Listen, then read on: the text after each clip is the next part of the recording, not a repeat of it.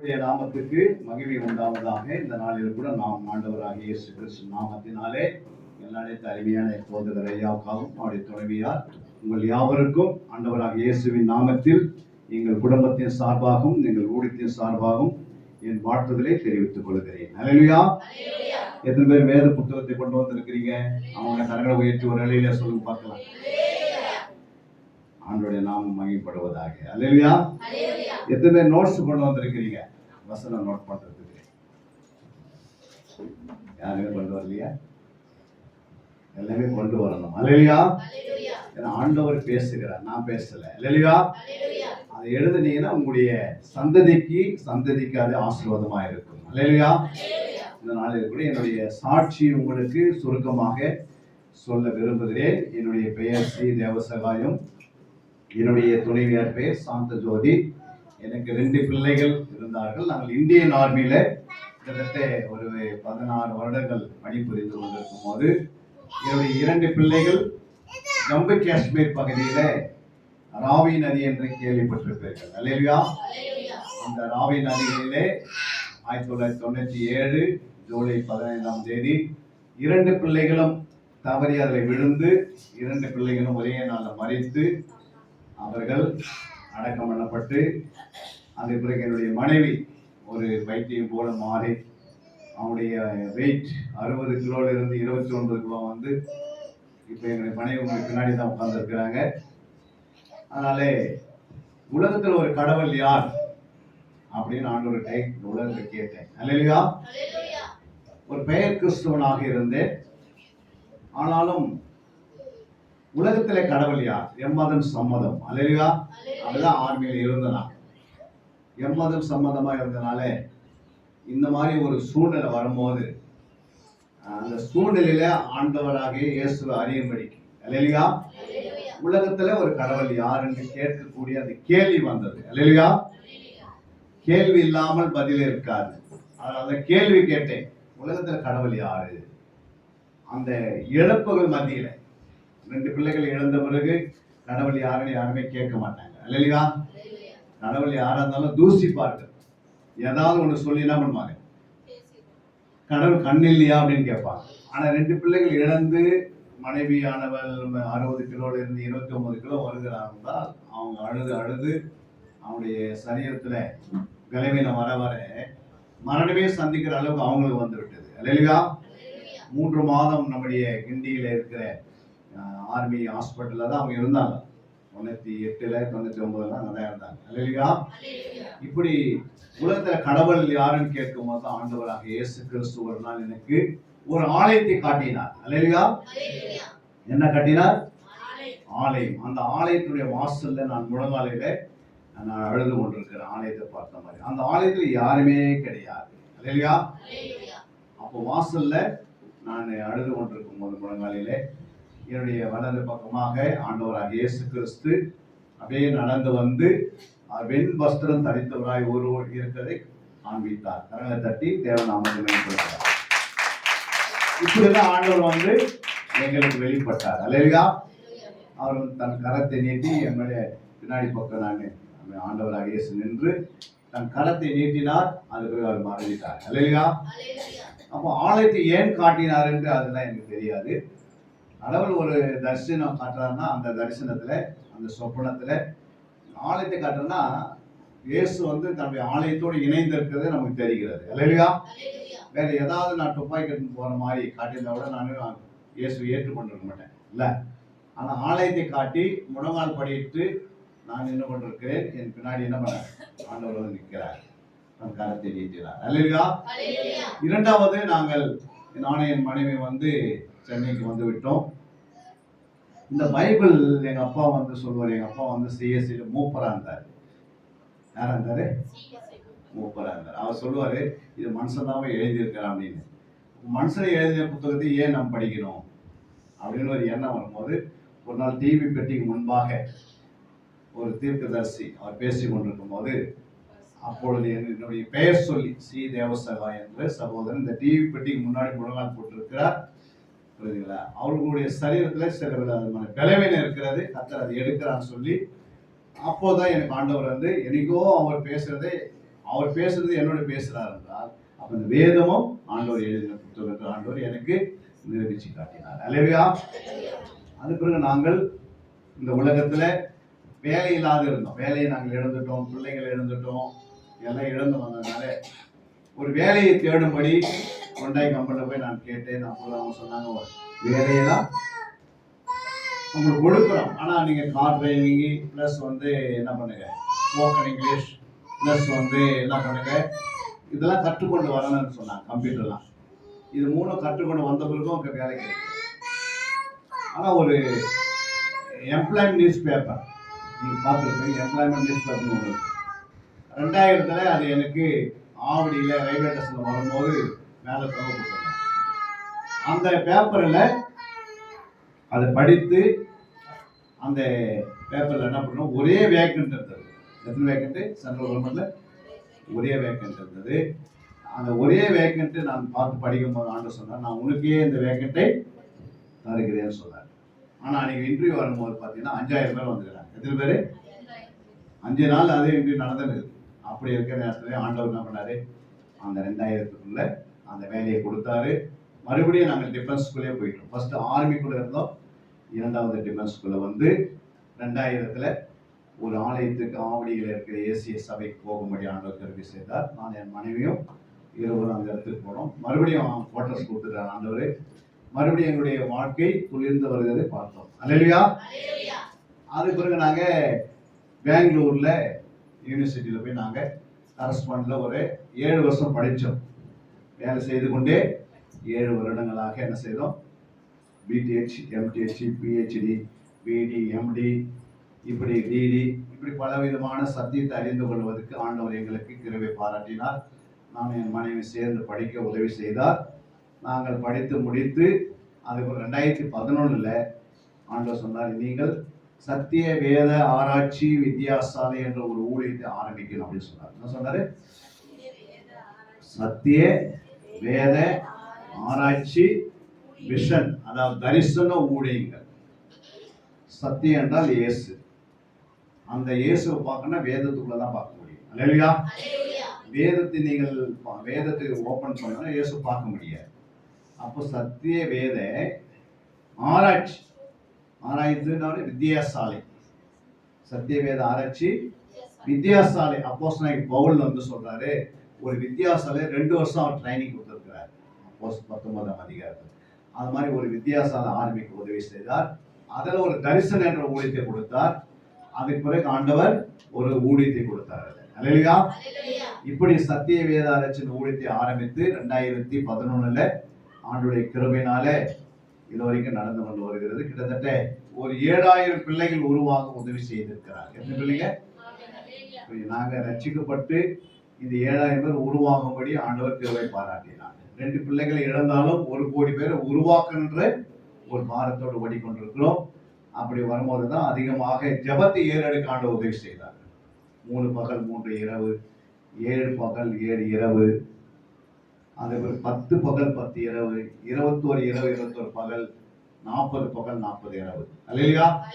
உபவாசமாக தூங்காம இப்படிலாம் ஜெபிப்பதற்கு ஆண்டவர் என்ன பண்ணாரு, தன்னுடைய அபிஷேகத்தை எங்க மேல கொடுத்து, அந்த அபிஷேகத்தினால ஜெபம் என்பது நீங்க பாத்தீங்கன்னா ஜெபம் தேவனுக்கு நமக்கு ஒரு உறவை உண்டாக்குறது. அல்லேலூயா. ஜெபம் எதை குறிக்கிறது? தேவனுக்கு நமக்கும் ஒரு உறவு. 2வது ஜெபம் எதை குறிக்கிறது? Anti virus. ஜெபம் எதை குறிக்கிறது? ஒரு கம்ப்யூட்டர்ல வைரஸ் இருந்தா அது வேலை செய்யாது, ஒரு ஆன்டி வைரஸ் மாதிரி அது வேலை செய்கிறது. அல்லேலூயா. 3வது ஜெபம் என்பது பிசாசுக்கு உண்டாகிற அலர்ஜி. நம்ம எவ்வளவு ஜெபிக்கிறோமோ அவனுக்கு அலர்ஜி உண்டாகும். அல்லேலூயா. 4வது ஜெபம் என்பது ஒரு மேக்னெட் மாதிரி, அது ஆத்துமாக்களை எடுத்துக்கொண்டு வரும் ஜெபிக்கிறது. அல்லேலூயா. 5வது ஜெபம் என்பது சாத்தானுக்கு உண்டாகிற கோமா ஸ்டேஜ். நம்ம எவ்வளவு ஜெபிக்கிறோமோ அவ்வளவுக்கு அவ்வளவு ஆசீர்வாதமா இருக்கும். அல்லேலூயா. அப்படி அவன் ஒரு கோமா ஸ்டேஜுக்கு போயிடுவான். இப்படி ஆண்டவர் ஜெபத்தோட அளவுகோல், வேதத்துல என்னென்ன ஜெபம் இருக்கிறது அந்த ஜெபம்லாம் ஜெபிக்க சொல்லிக்கிறோம். அத்தனை ஜெபத்தை நாங்கள் 2011 ஆரம்பித்து 2019 நாம் முடித்தோம்.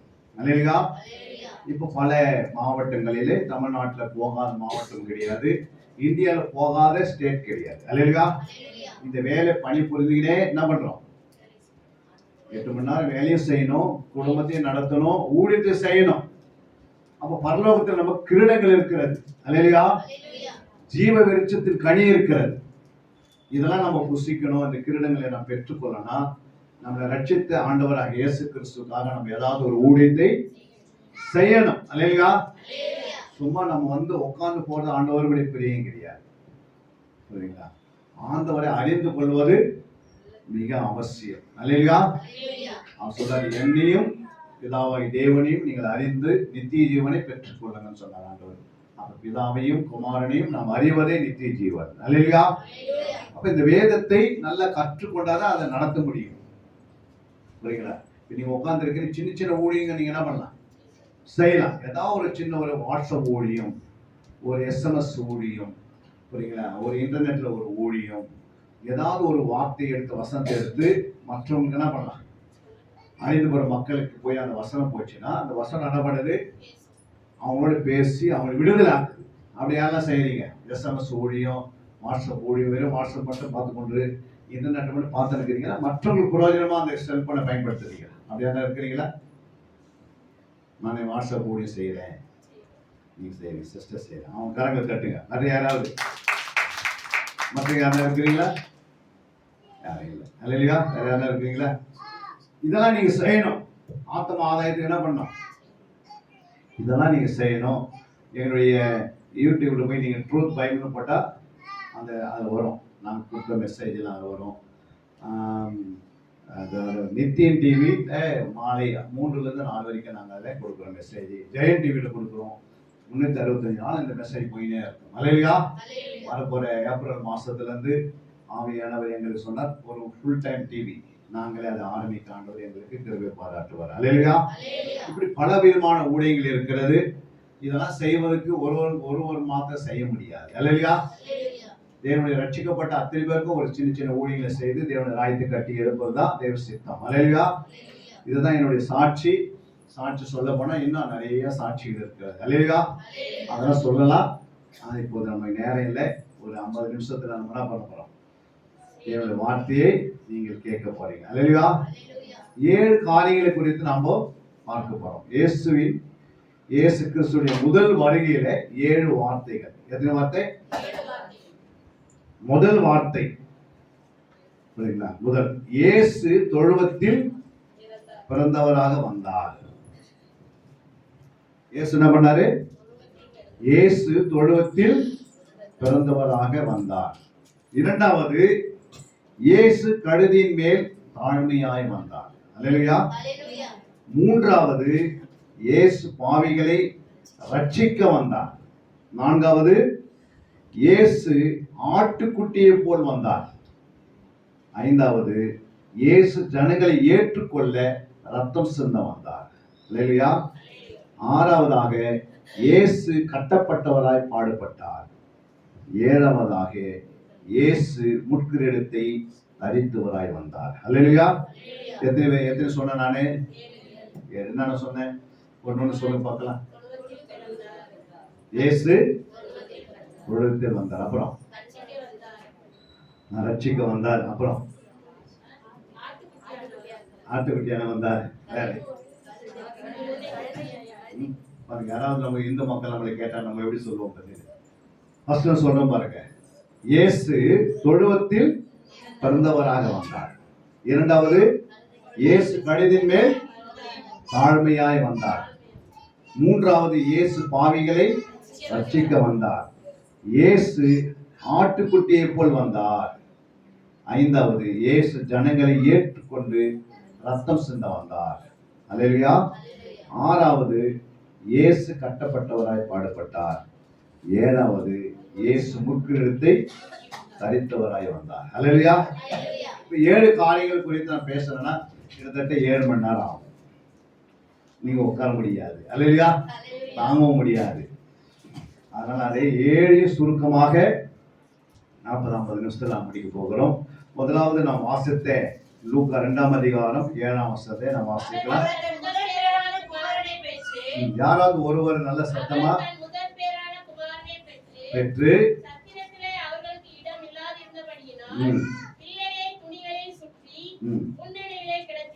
பாருங்க, பிள்ளையை என்ன பண்ணி இருக்கிறாங்க? முன்னணியில் கிடத்தினார்கள். அல்லேலூயா. ஒரு தாழ்மை அந்த இடத்துல என்னது? ஆண்டவராக இயேசு. ஆனா நீங்க அதே பார்த்தீங்கன்னா நீங்க 2 கொரிந்தியர் 9ஆம் அதிகாரம் 2 கொரிந்தியர் 8ஆம் அதிகாரம் 9ஆம் வசனம் வாசிங்க. 2 கொரிந்தியர் 8:9.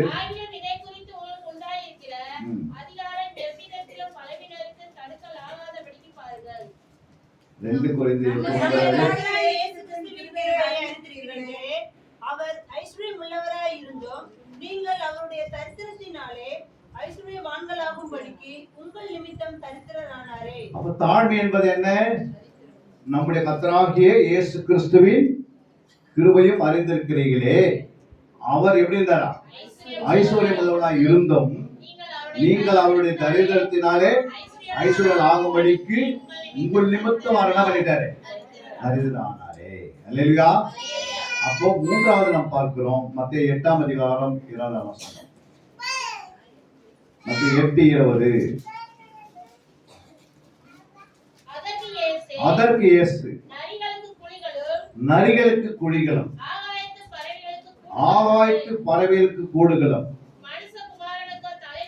மனுஷகுமாரனுக்கோ தலை சாக்கி இடமில்லை என்றார். அல்லேலூயா. பாருங்க, இடமே இல்லாதே இந்த பூமியில வாழ்ந்துட்டு போயிட்டாரு. அல்லேலூயா. எவ்வளவு தாழ்மை நம்முடைய ஆண்டவர். நமக்கு ஏதாவது நம்ம இந்த உலகத்துல வாழணும்னா ஒரு வீடு வேணும், புரியுங்களா? அவருக்கு எதுவுமே இல்ல, ஆனால் அவர் வாழ்ந்து காட்டினார். அல்லேலூயா. நம்ம பாருங்க, வீடு இல்லைன்னு ஒவ்வொன்று என்ன பண்றோம்? சண்டை போடுறோம். தேவையில்லாத லோன் போட்டு என்ன பண்றோம்? அதை வாங்கி அதை கட்ட முடியாம மறுபடியும் அதை வித்துறோம். அல்லேலூயா. ஏன் அப்படின்னா நமக்கு யாரையா காட்டில நம்ம அவங்களை காட்டில பெரிய ஆளா மாறணும் அப்படிலாம் இல்லை. அல்லேலூயா. தாழ்மை உள்ளவருக்கு ஆண்டவர் என்ன செய்யறாரு? கிருபையை அளிக்கிறார். அல்லேலூயா.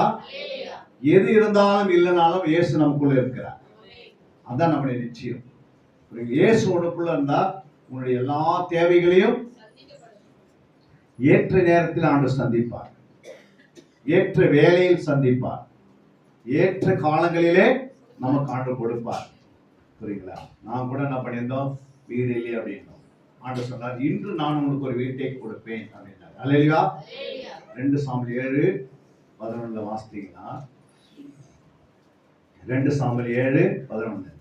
உன்னுடைய எல்லா சத்துருக்களுக்கும் உன்னை நீங்களாக்கி இளைப்பாறும் பண்ணினேன். இப்பொழுதும் கர்த்தர் இப்போது வீட்டை உண்டு பண்ணுவார் என்பதே கர்த்தர் உனக்கு அறிவிக்கிறார். இன்னைக்கு வீடு இல்லாத இங்க வந்து உட்கார்ந்து இருப்பீங்க. அல்லேலூயா. அந்த ஆண்டவர் சொல்றாரு, இந்த வாக்குத்தத்தத்தை எங்களுக்கு கொடுத்து காலையில 5 மணிக்கு இந்த வாக்குத்தத்தத்தை கொடுத்தாரு. 8 மணிக்கு வீடு வந்து சேரும். 8 மணிக்கு 3 ஹவர்ல வாக்குத்தத்தத்தை நிறைவேற்றுகிறவர் நம்முடைய ஆண்டவர். அல்லேலூயா.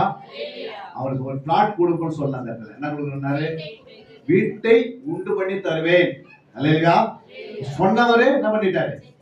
அப்படியே நிறைவேற்றினார். அல்லேலூயா. நம்முடைய தேவன் யாரு? அப்படியே நிறைவேற்றுகிறவர். புரியுங்களா? அவருக்கு தலை சாக்கி இடம் இல்லை. புரியுங்களா? அவர் முன்னணியில வைத்து இருக்கிறாங்க. புரியுங்களா? அவர் தரித்திரா இருந்து நம்ம தரித்திரத்தை நம்முடைய தரித்திரம் என்ன பண்ணிட்டாரு? ஏற்றுக்கொண்டார். அல்லேலூயா. அப்படி ஏற்றுக்கொண்டாலும் ஆண்டவர் சேர்த்தாரு நமக்கு. சொல்லுங்க, வீட்டை உண்டு பண்ணி தருவார். நீங்க விசுவாசிக்கிறீங்களா? கர்த்தர் வீட்டை கட்டாராயில் அதை கட்டுகிறீர்கள் பிரியாசம். ஆண்டவர்தான் வீட்டை கட்டி தரார். நீங்க போய் என்ன பண்ண முந்தி கொள்ளக்கூடாது. பேங்க்ல லோனு போட்டு டக்குன்னு எப்படியாவது ஒரு இடத்த வாங்கி நீங்க முந்திக்கணும்னா ஆண்டவர் செய்ய முடியாது. அல்லேலூயா. நீங்க ஆண்டவருக்கு இடம் கொடுக்கணும். அவர் சொல்றாரு, இப்போது இடம் கொடுங்கள். அல்லேலூயா. யாரெல்லாம் இடம் கொடுக்குறீங்களோ அவங்களுக்கு என்ன செய்வார் ஆண்டவரே? அதன் காலத்துல உங்களுக்கு தேவைகளை அவரே சந்திப்பார். அல்லேலூயா. அது மட்டும் இயேசு எதுக்காக வந்தார்? லூக்கா 2:10 வாசிக்கும் போது தேவதூதன் அவர்களை நோக்கி, பயப்படாதிருங்கள், எல்லா ஜனத்துக்கும் மிகுந்த சந்தோஷத்தை உண்டாக்கும் நற்செய்தியை உங்களுக்கு அறிவிக்கிறேன். எல்லா ஜனத்துக்கும் மிகுந்த சந்தோஷம். யாரு? இந்த உலகத்துல வாழ்கிற எல்லா ஜனங்களுக்கு என்ன உண்டாகுது? வேற என்ன கொடுக்க முடியுமா? சந்தோஷம். அவர் சொல்றாரு, எல்லா ஜனத்துக்கும் மிகுந்த சந்தோஷத்தை உண்டாக்கும் நற்செய்தி உங்களுக்கு அறிவிக்கிறேன். அதுல முக்கியமா பார்த்தா அந்த கீவேர்டு பாத்தீங்கன்னா நற்செய்தி. அதுதான் ஏசாயா 61:1 சொல்லப்பட்டிருக்கு. ஏசாயா 61 வாசிங்க. கர்த்தராகிய தேவனுடைய ஆவியானவர் என் மேல் இருக்கிறார். ஆவியானவர் என் மேல் இருக்கிறார். சிறுமைப்பட்டவருக்கு சுவிசேஷத்தை அறிவிக்க. ஃபர்ஸ்ட் நான் யாருக்கு உண்டாக்குறாரு? சிறுமைப்பட்டவர்களுக்கு ஃபர்ஸ்ட் நற்செய்தி அறிவிக்கிறார். இரண்டாவது இருதயம் நொறுங்குண்டவர்களுக்கு. இருதயம் நொறுங்குண்டவர்களுக்கு. சிறைப்பட்டவர்களுக்கு விடுதலையும் கட்டுண்டவர்களுக்கு கட்டவிழ்த்தலையும் கூறவும், கர்த்தருடைய அனுக்கிரக வருஷத்தையும் நம்முடைய தேவன் நீதியை சரிக்கட்டும் நாளையும் கூறவும், துயரப்பட்ட அனைவருக்கும் ஆறுதல் செய்யவும், சீயோனிலே துயரப்பட்டவர்களை சீர்படுத்தவும், அவர்களுக்கு சாம்பலுக்கு பதிலாக சிங்காரத்தையும், துயரத்துக்கு பதிலாக ஆனந்த தைலத்தையும், ஒடுங்கின ஆவிக்கு பதிலாக துதியின் உடையையும் கொடுக்கவும் அவர் என்னை அனுப்பினார்.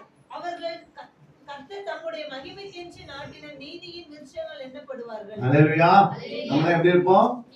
நீதியின் விருட்சங்களாக. அப்போ கர்த்தர் சொல்றாரு, எல்லா ஜனத்துக்கும் மிகுந்த சந்தோஷம் உண்டாகும்படி நற்செய்தி அறிவிக்கு. அப்ப நற்செய்தி எங்க ஆரம்பிக்குதுன்னா ஏசாயா 61:1 தான் ஆரம்பிக்குது இல்ல. அப்ப எதுக்காக ஆண்டவர் செய்யறாரு இதெல்லாம்? அங்கே சொல்றாரு, லிஸ்ட் போட்டு காட்டுறாரு யார் யாருக்கெல்லாம் அந்த நற்செய்தி கேட்கிறவங்க தான் சந்தோஷம். இப்ப நற்செய்தி எங்க இருக்குது? பைபிள்ல தான் இருக்கு. இந்த வேதத்தை யார் வாசிக்கிறீங்களோ, நீங்க எப்படிப்பட்ட துயரப்பட்டிருந்தாலும், நொறுங்கி போயிருந்தாலும், பலவீனப்பட்டிருந்தாலும், வியாதியா இருந்தாலும், எப்படிப்பட்ட நோய் இருந்தாலும், கேன்சர் வியாதி, எந்த வியாதி இருந்தாலும், எவ்வளவு பேர் கடன் இருந்தாலும், புரியுங்களா, எவ்வளவு பேர் தரித்திரம் இருந்தாலும், இயேசுவை யார் வார்த்தையை ஏற்றுக்கிறாங்களோ, இயேசுவை யார் ஏற்றுக்கொண்டு விசுவாசிக்கிறாங்களோ, விசுவாசிக்கிறவர்கள் அறிக்கை பண்ணுகிறார்களோ, யாரெல்லாம் அறிக்கை பண்ண அவங்களை பெற்றுக் கொள்கிறார்கள். அல்லேலூயா. இயேசுவை இடத்திலிருந்து எல்லாமே லகுவா பெற்றுக்கொள்வதற்கு எல்லா வழிவாசலான்னு திறக்கிறார். புரியுங்களா? ரொம்ப கடினமான காரியங்களும் கிடையாது. புரியுங்களா? ரொம்ப கஷ்டமான ரொம்ப ஆண்டவர் கொடுக்க மாட்டார் அப்படிலாம் கிடையாது. நம்ம அவருடைய வார்த்தையில வசனத்துல அந்த நற்செய்தியை கற்றுக்கொள்ள வேண்டும். அல்லேலூயா. அதை கேட்டு ஆண்டவராகிய இயேசு என்ன செய்ய வல்லவர் அவரு. புரியுங்களா? அப்படியே நமக்கு தெரியும். இரண்டாவது நாம அங்க பார்க்கிறோம், நீங்கள் இயேசு கழுதின் மேல் தாழ்மையாய் வந்தார். மத்தேயு 21 அதிகாரம் 4 வசனத்தை வாசிக்கலாம். இதோ உன் ராஜா சாந்த குணமுள்ளவராய் கழுதையின் மேலும் கழுதை குட்டியாகிய மரியின் மேலும் ஏறிக்கொண்டு உன்னிடத்தில் வருகிறார் என்று சீயோன் குமாரத்திற்கு சொல்லுங்கள் என்று தீர்க்கதரிசியினால் உரைக்கப்பட்டது நிறைவேறும்படி இதெல்லாம் நடந்தது. அல்லேலூயா. உன் ராஜா, புரியுங்களா, எது மேல வராரு? சாந்த குணமுள்ளவராய் கழுதியின் மேல் கழுதை குட்டியாகிய மரியான் மேலும் ஏறிக்கொண்டு உன்னிடத்தில் வருகிறார் என்று சீயோன் குமாரத்திக்கு சொல்லுங்கள். நம்மளா யாரு? சீயோன் குமாரத்தி. புரியுங்களா? அவர் கழுதை மேல் வருகிறார். அல்லேலூயா. தாழ்மை வெளிப்படுத்துகிறார். இரண்டாவதாக அல்லேலூயா. அது மட்டும் இல்லை, சகாரியா 9:9 வாசிக்கும் போது சகாரியா 9:9 பாருங்க. சீயோன் குமாரத்தியே மிகவும் களிகூரு. பாருங்க, சீயோன் குமாரத்தியே மிகவும் களிகூரு. எருசலேம் குமாரத்தியே கம்பீரி. எருசலேம் குமாரத்தியே மிக கம்பீரி. இதோ உன் ராஜா உன்னிடத்தில் வருகிறார். அவர் நீதி உள்ளவரும் ரட்சிக்கிறவரும் தாழ்மை உள்ளவரும் கழுதின் மேலும் கழுதி குட்டியாகிய மரியான் மேலும் ஏறி வருகிறமாய் இருக்கிறார். அல்லேலூயா. இங்கே சீயோன் குமாரத்தி என்றாரு மிகவும் களிகூறு. நம்மள எப்படி இருக்கணும்? சந்தோஷன்றது 30%, மகிழ்ச்சி என்பது 60%, களிகூறு எவ்வளவு? 100%. அல்லேலூயா. சந்தோஷத்துக்கு அடுத்த ஸ்டெப் போகணும், அதுதான் மகிழ்ச்சி. அதுக்கு அடுத்து தான் களிகூறு. அல்லேலூயா. ஆண்டவர் சொல்றாரு, சீயோன் குமாரத்தியே மிகவும் களிகூறு, எருசலேம் குமாரத்தியே கம்பீரி. இதோ உன் ராஜா உன்னிடத்தில் வருகிறார். அவர் நீதி உள்ளவரும் ரட்சிக்கிறவரும் தாழ்மை உள்ளவர்களும். இப்படி 3 பட்டியல் போட்டு காட்டுறார். அல்லேலூயா. அவர் நீதி உள்ளவரா, நம்ம எப்படி இருக்கணும்? நம்மள நீதி உள்ளமா ஆகணும். அவர் தாழ்மை உள்ளவரா இருந்தா நம்மளும் தாழ்மை உள்ளவர். அவர் ரட்சிக்கிறாருன்னா நம்மள என்ன பண்ணணும்? ஆத்துமாக்களுக்காக ரட்சிப்புக்காக பாடுபட வேண்டும். இதெல்லாம் நம்ம செய்தாதான் நம்ம உண்மையான சீயோன் குமாரத்தை வாழ முடியும், இஸ்ரவேல் குமாரத்தை வாழ முடியும். அல்லேலூயா. அப்படி எத்தனை பேர் வாழ விரும்புறீங்க? இல்ல அப்படியே வந்து உட்கார்ந்துட்டு புரியுதுங்களா? பார்த்துட்டு நல்லா இருந்தது மெசேஜ் சொல்லிட்டு போறதுக்கா. அவர் என்ன செய்தார், அவருடைய அடிச்சோடு என்ன பண்ணணும், பின்பற்றணும். அல்லேலூயா. இயேசு என்ன செய்தார் அதை நம்ம செய்ய சொல்றாரு. சீசரை பார்த்து சொன்னாரு, இன்னும் எவ்வளவு நாள் உங்களோட கூட இருப்பேன் நானு, இந்த பிசாசு ஓட்ட மாட்டேன்றீங்களே, இந்த ஜாதி பிசாசு ஓட்டு நம்ம என்ன செய்யணும், உபவாசத்தினாலும் ஜபத்தினால் அன்றி நம்ம அதை போகவே போகாது. அப்ப நம்ம குடும்பத்துல ஒரு சின்ன பிரச்சனை வருதுன்னா அதுக்கு என்ன செய்யணும், ஒரு உபவாசத்தை போடணும் சபையில வந்து. அல்லேலூயா. ஆலயத்துல வந்து என்ன செய்யணும், ஒரு ஜபத்தை போடணும், இரவு ஜபத்தை. அதான் உபவாசம் ஜபன்றார். உபவாசம் என்றால் பகல்ல, ஜபம் என்றால் இரவுல. அல்லேலூயா. எத்தனை பேர் பகல் இரவு ஜபம் பண்றீங்க? இங்க பண்ற கரங்களை உயர்த்தி, நான் பகல் இரவு ஜபம் பண்றேன் அப்படின்னு ஆண்டவர் சொல்லி இருக்கிறார். அப்பதான் அந்த பிசாசு என்ன பண்ணும், ஓடிடும். அந்த தெருவில் அது ஓடு கத்தின்னு இருக்கும். நீங்க ஜபம் பண்ணா அந்த தெருவில் என்ன பண்ணும், ஓடிடும். நீ கத்தலாம் உங்க வீட்டை பிடிச்சிடும். சரிங்களா? அப்போ பிசாசுகள் வந்து எப்போ போது, ஜபத்தினாலும் உபவாசத்தினாலும். வயிற்றை கட்டி ஒரு நாள் என்ன பண்ணும், வாரத்துக்கு ஒரு நாள் நம்முடைய வயிற்று என்ன பண்ணும், வெறுமையாக்கணும். அல்லேலூயா. உபவாசம் பண்ணணும். இந்த சரீரம் வந்து மண்ணுக்கு தான் போக போகுது. ஒரு நாள் மண்ணு சாப்பிட்ற போகுது. யாருன்னா விடுமா மண்ணு? யாருமே விடாது. மாமா இதனால நீங்க நான் கொடுத்ததெல்லாம் நீ சாப்பிட்டேன், இப்போ நான் பண்ண போறேன், நான் போறேன் உன்னை சாப்பிட போறேன். அப்ப இந்த மண்ணுக்கு போற சரீரத்துக்கு நம்ம என்ன செய்யறோம், இருக்கிற நேரத்துல மண்ணுக்கே கொடுத்துட்டு இந்த சரீரத்துக்கு கொடுத்துட்டு ஆத்மா கொடுக்கலாம். ஆத்மா என்ன பண்ணோம், வரிகளை போகாது. அல்லேலூயா. நம்ம ஏமாந்து போயிடக்கூடாது. அல்லேலூயா. ஏன்னா உள்ளுக்கிற ஆத்மா வந்து பரலோகம் போகணும். அதை ஆயத்தப்படுத்தினா போகாது. புரியுதுங்களா? ஏமாந்து போயிடுவீங்க. கல்லர் வரைக்கும் தான் பேர் போகும். எது வரைக்கும்? கல்லர் வரைக்கும் உன் பேர் போகும். அவ்வளவுதான். ஜீவபுஸ்தர் பேரு இருக்காது. புரியுங்களா? ஏன் இருக்காது? நீங்களே என்ன பண்ணிட்டீங்க, ஜெபம் பண்ணாதனால அது என்ன ஆயிடுச்சு, ஜெபிக்காதவங்க பேரு ஜீவபுஸ்தர் என்ன பண்ணாரு, இருக்காது. கிரிக்கி போட்டுருவாங்க. நீங்க வாசித்து பாருங்க, அந்த இடத்துல சொல்லப்பட்டிருக்கிறது. வெளிப்படுத்தினல் 20ஆம் அதிகாரம் கடைசி ஒரு வசனம் வாசிங்க. கடைசியில பாருங்க, ஜீவ புஸ்தகத்திலே எழுதப்பட்டவனாக காணப்படாது எவனா. பாருங்க, எழுதப்பட்டுச்சு. எப்ப எழுதப்பட்டது? நீங்க ஞானஸ்தானம் எடுக்கும்போது எழுதப்பட்டுச்சு. ஜலத்தினால் ஞானஸ்தானம் எடுக்கும்போது ஜீவ புஸ்தக பேர் எழுதுவார். அல்லேலூயா. இது எப்போ இந்த புஸ்தகத்து பேர் போயிடுச்சு வெளியோ? அவருடைய சித்தத்தை செய்யாதவர்கள். அல்லேலூயா. நீங்க அவருடைய சித்தத்தை செய்யலைன்னா உங்க பேர் என்ன பண்ணிடும், ஆட்டோமேட்டிக்கா. ஸ்கூலுக்கு போறீங்க ஃபர்ஸ்ட் நாள், அப்படியே ஒரு 2 மாசம் நின்றுட்டா என்ன ஆகும், ஆட்டோமேட்டிக் பேர் கிரிக்கிடுவாங்க. அதே போலதான் ஆண்டவர் என்ன பண்றாரு, புஸ்தகம் அவருக்கு முன்னாடி திறக்கப்பட்டிருக்கும். அந்த புஸ்தகத்தில் நீ பேரை தக்க வைக்கணும்னா அதுக்கு என்ன செய்யணும், ஆப்ஷன்ஸ் இல்லாத ஆண்டோட பேசணும். டீச்சரோட அந்த பிள்ளை வந்து பேசி, டீச்சர் சொல்லலாம் அந்த பிள்ளை எழுதினா அந்த பிள்ளை ஒரு நாள் பாஸ் ஆயிடும். தேவன் நம்மோட பேசணும்னா எப்படி பேசுவாரு, வசனத்தின் மூலமா பேசுவாரு, வார்த்தையின் மூலமா பேசுவாரு. ஆனால் நாம் ஜெபத்தோட ஆண்டு பேசுறோம். இந்த வாழ்க்கை நமக்குள்ள இல்லை அப்படின்னா நிச்சயமா ஒரு நாள் நீங்க ஏமாந்து போயிடுவீங்க. லோத்தோட மனைவி மாதிரியோ, அனானியா சப்பரியால போலையோ, இல்லை யூதாசு போலையோ. அப்புறம் பழைய ஏற்பாட்டுல பரிசுத்தவான்கள் எல்லாம் பண்ணாங்க, 2 பேர் தான் காணாத உள்ள போனாங்க. எத்தனை பேரு? 6 லட்சம் புருஷர்கள் வரும்போது 2 பேர் தான் காணாத போனாங்க. 24 மணி நேரம் அவங்க எங்க இருந்தாங்க, தேவனுடைய ஆலயத்துல தான் இருந்தாங்க. ஆனா என்ன பண்ணல, ஆண்டு சொன்னதெல்லாம் கேட்கல, முறுமுறுத்தாங்க, கீழ்ப்படியில, தேவ சித்தத்தை செய்யல, வசனம் சொன்னா நோட் பண்றது இல்ல, பைபிளை கையில எடுத்து வந்து பைபிளே வச்சுக்கிட்டு என்ன பண்றது, அப்படியே எடுத்து போயிருது வீட்டுக்கு. அல்லேலூயா.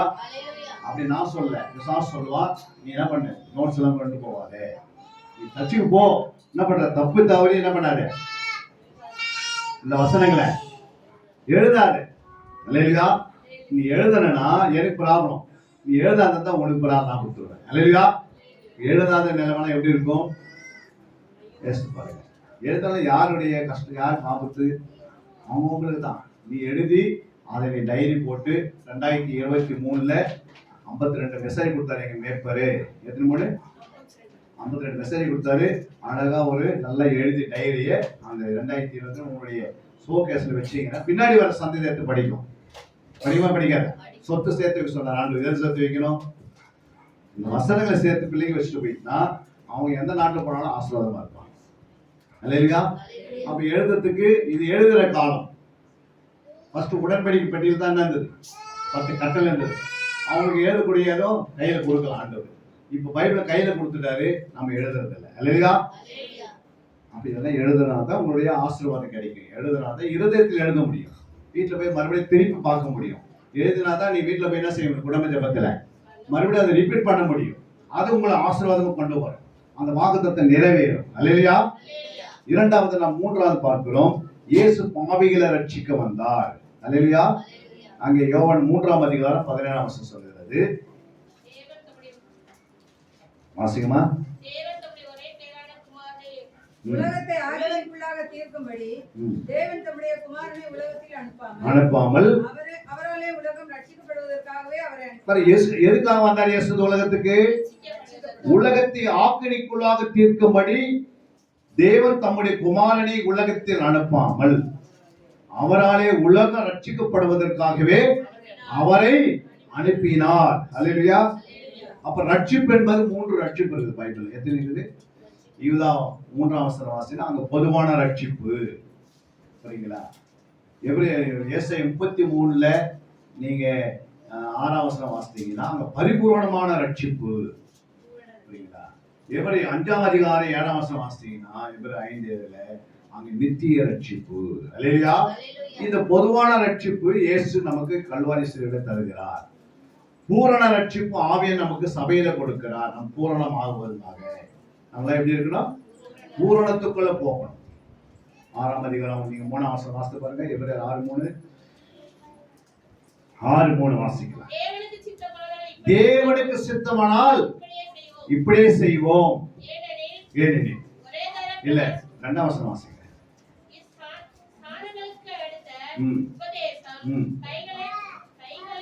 கைகளை வைக்குதல், மரித்தோர் உயிர்த்தெழுதல், நித்திய நியாயத்தீர்ப்பாகிய என்பவர்களாகிய அஸ்திபாரத்தை மறுபடியும் ஓடாமல் பூரண ஆகும்படி நடந்து போவோமாக சொல்லிட்டு என்ன சொல்றாரு? தேவனுக்கு சித்தமானால் எப்படி செய்வோம்? பூரணமாகணும். அல்லேலூயா. ஃபர்ஸ்ட் நம்ம ஆரம்பத்தில் சைக்கிள் ஓட்டும் போது எப்படி ஓட்டுறோம்? 10 முறை விழுந்து ஓட்டுவோம். ஆனா ஒரு 10 வருஷம் ஆனவங்க எப்படி ஓட்டுறாங்க? பூரணமாக தெளிவாக இருப்பாங்க. பிரேக் எங்க போடணும், எங்க ஸ்பீட் பிரேக் வருது, இதெல்லாம் பார்க்க போறோம். அது மாதிரி சர்ச்சுக்கு வரும்போது ஆரம்பத்துல இயேசு எப்படிப்பட்டவன்னு நமக்கு தெரியாது. அந்த ரட்சிப்பின் அனுபவத்துல வரும். ஆனா போக போக வளர வளர எப்படி இருக்கணும்? நீங்களே கிறிஸ்துவா மாறி. அல்லேலூயா. உங்களை பார்த்தா யார் பார்க்குற மாதிரி இருக்கணும்? கிறிஸ்துவ பார்க்குற மாதிரி இருக்கணும். முகத்துல கிறிஸ்து இருக்கிறாரா? நம்ம முகத்துல இருதயத்துல வந்தாதான் கிறிஸ்து எங்க இருப்பாரு? உங்க முகத்துல வருவாரு. அல்லேலூயா. சும்மா நம்ம கிறிஸ்துவ பெயர் கிறிஸ்துவா இருக்கக்கூடாது, கிறிஸ்துவை போல வாழ்ந்து காட்டணும். நீங்க விசுவாசம் நடக்கிற அடையாளங்கள் யாவன. அப்ப விசுவாசிகளுக்கு என்ன இருக்குது? அடையாளம் இருக்குது. என்ன அடையாளம்? நீங்க நவமான பாஷை பேசணும். அப்புறம் வியாதேசங்கள் மேல போய் கை வைக்கணும். ஹாஸ்பிட்டல்ல என்ன பண்ணணும்? வியாதேசங்கள் மேல போய் கை வைக்கணும் கூடாது. விசுவாசிகள் நம்ம பேர் விசுவாசம். நீங்க என்ன இருக்கிறீங்க சபையில? விசுவாசியா இருக்கிறீங்களா? குழந்தைகளா இருக்கிறீங்களா? விசுவாசியா நீங்க என்ன பண்ணணும்? ஒரு வியாதேசம் போய் என்ன பண்ணணும்? மேல கை வச்சு ஜெபிக்கணும். அப்ப அவங்க கட்டு உடையும். அந்த குடும்பம் ரட்சிக்கப்பட்ட சபையில சேர்க்கப்படுவான். அல்லேலூயா. அவங்க யாரும் தானே ஐயோ எனக்கு ஒட்டிக்குமா அந்த வேலைன்னு சொல்லிட்டு யாரும் கை வைக்க மாட்டாங்க. அல்லேலூயா. அப்படி கிடையாது.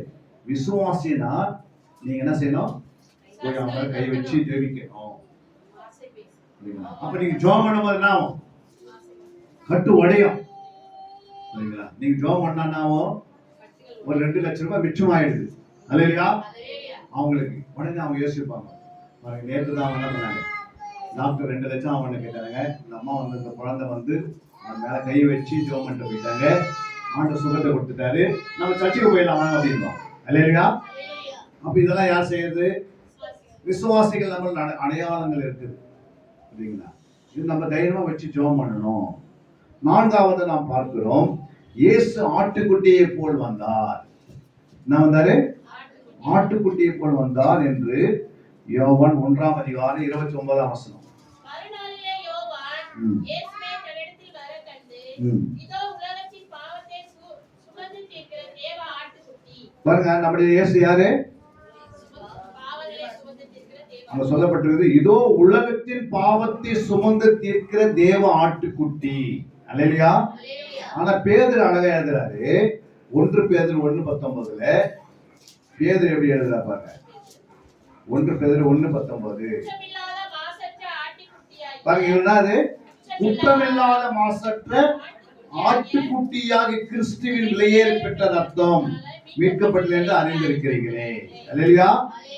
ஆனா அதை காட்டிய மறுபடியும் ஏசாயா எழுதுறாரு 53:7 தீர்க்கதரிசனம் எழுதுறாரு பாருங்க. அவர் நெருக்கப்பட்டு ம். ஒடுக்கப்பட்டும் இருந்தார். ம். ஆனாலும் தம்முடைய வாயை அவர் திறக்கவில்லை. ம். அடிக்கப்படும்படி கொண்டு போகப்படுகிற ம். ஒரு ஆட்டுக்குட்டியைப் போலவும், ம். தன்னை மயில் கத்திக்கிறவனுக்கு முன்பாக ம். சத்தமிடாது இருக்கிற ஆட்டைப் போலவும் ம். அவர் தம்முடைய வாயை திறவாது இருந்தார். பாருங்க எப்படி இருந்தாரு.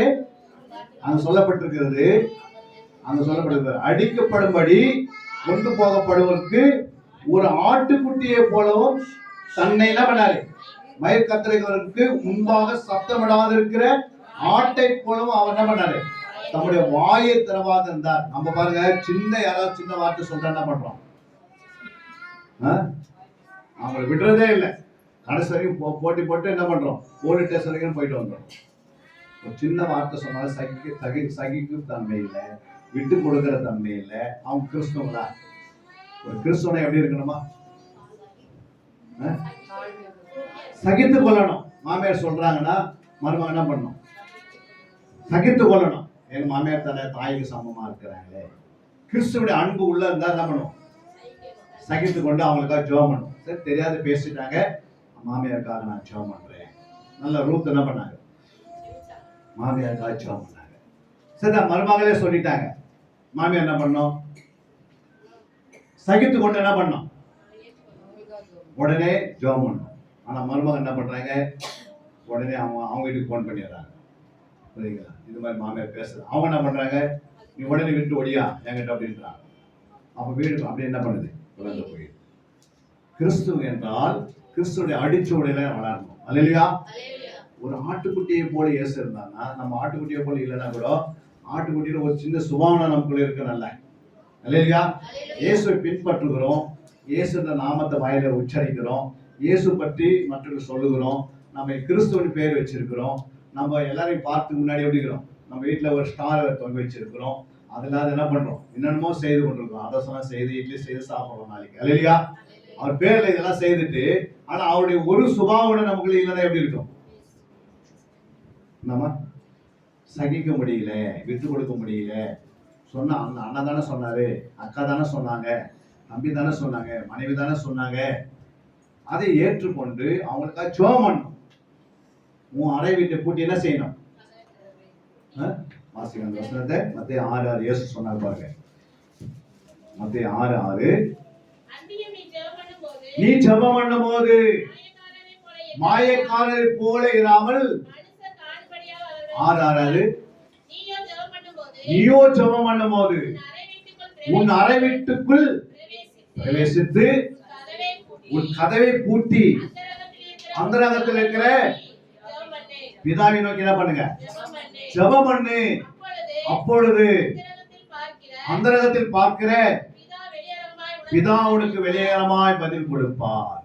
அல்லேலூயா. 10 நிமிஷம் நான் ஜெபம் பண்றேன். அறை வீட்டுக்குள்ள போய் அவங்க மட்டும் கரங்களை வைத்து காட்ட பார்க்கலாம். நான் தினந்தோறும் என் வாழ்க்கையில ஒரு 10 நிமிஷம் நான் ஜெபம் பண்றேன். ஒரே ஒரு சகோதரி, பின்னாடி ஒரு 2 பேரு, அப்புறம் மீதெல்லாம் வந்தவங்களாம் இருக்கு. அல்லேலூயா. வரப்போற காலம் பயங்கரமான காலம். அல்லேலூயா. அங்க போட்டு பாருங்க, வெளிப்படுத்தின 6ஆம் அதிகாரம் 8ஆம் வசனம் சொல்றாரு ஆண்டவர். வெளிப்படுத்தின 6:8 வாசிங்க. நான் பார்த்தபோது மங்கின நிறமுள்ள குதிரையை கண்டேன். அதன் மேல் ஏறி இருந்தவன், எழுதி இருந்தது மரணம், பாதாளம் அவன் பின்னே சென்றது, பட்டயத்தினாலும் பஞ்சத்தினாலும் சாவினாலும் பூமியின் துஷ்ட மிருகங்களினாலும் பூமியின் காற்பங்கில் உள்ளவர்களை பாருங்க, பூமியில் கால் பங்கு வரையில் கொலை செய்யும் படியான கொலை செய்யும்படியாக அதிகாரம் அவைகளுக்கு கொடுக்கப்பட்டது. கொடுக்கப்பட்டது. கால் பங்கு எவ்வளவு? இந்தியால நம்ம தமிழ்நாட்டுல 8 கோடி பேர் இருக்காங்க. கால் பங்கு எவ்வளவுமா? ஏமா கால் பங்கு எவ்வளவு? இங்க பாருங்க, கால் பங்கு எவ்வளவு? 8 கோடியில 2 கோடி.